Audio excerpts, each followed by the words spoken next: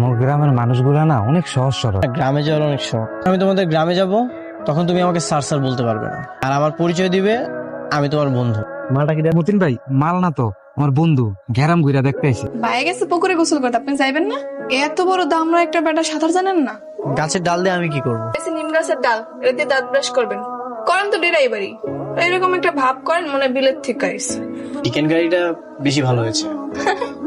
আসস কেন? কথায় কথায় খালি ইংলিশ কয়। এটা কি তোমাদের গাছ? না, এটা করিম চাচার গাছ। হ্যাঁ, আজকে বাড়িতে নাই।